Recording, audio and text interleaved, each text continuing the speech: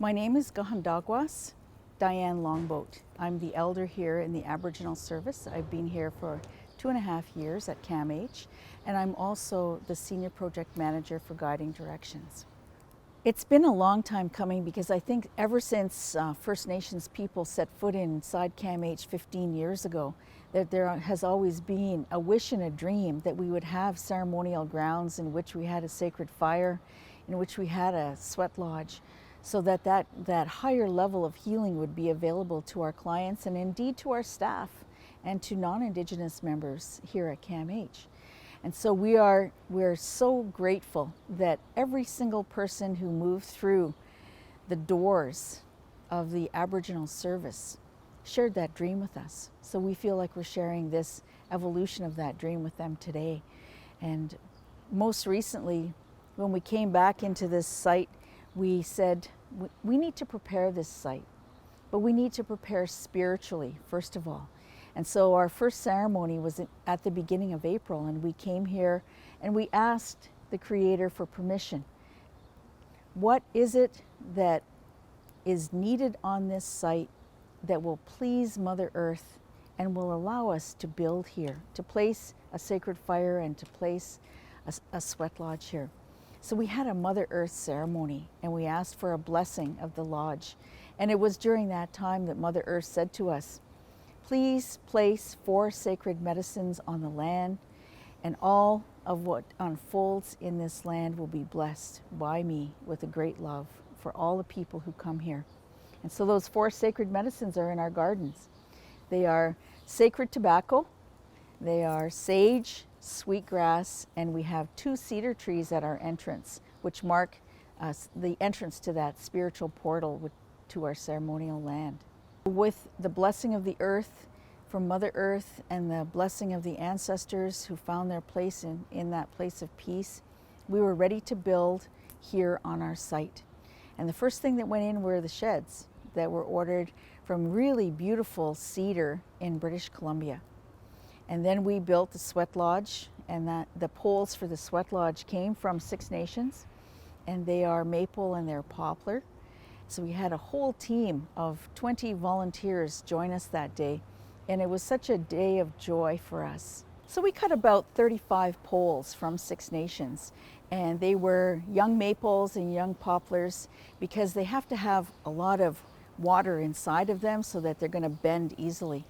And so when we brought them to the site, we had an auger, we made some holes, we did some prayers first and put tobacco down to thank Mother Earth for giving herself to receive these poles. And then we had 20 staff and volunteers help us with the construction of the lodge. And so it's you have to measure the diameter of the lodge and the circumference of the lodge and create the hole inside the lodge to receive what we would call grandmothers and grandfathers, the rocks that are heated in the sweat lodge fire. So it was a big day for us because not only did we make the sweat lodge, but we also created the sacred fire pit for our group ceremonies and group healings and group gatherings. And our job is to make sure that that sweat lodge is safe for our vulnerable people who are seeking healing, to make sure that our clients are respected and honored, that no one is hurt or disrespected in any way, that we take them as strong human beings that have faced a challenge in life, and we're going to rebalance now.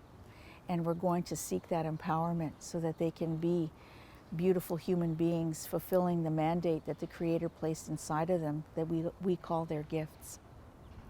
And I think, excuse me, for CAMH, it represents the first operational sweat lodge in Ontario, and I think it's a historic occasion for us here. And when they go into the sweat lodge, what they expect to feel is the entrance of the spirit into the lodge. So the ancestors enter the lodge.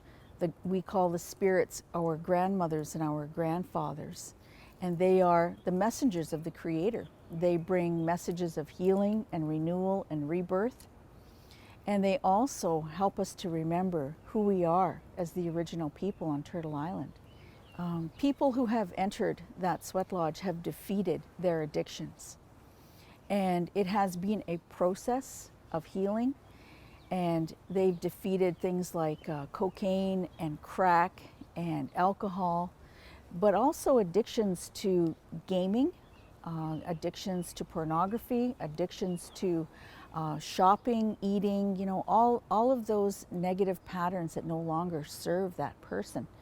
And so it really represents a rebalancing of that human being into a full functioning human being, understanding their gifts, why the Creator placed them here on the earth at this time period, and what they can contribute to the world.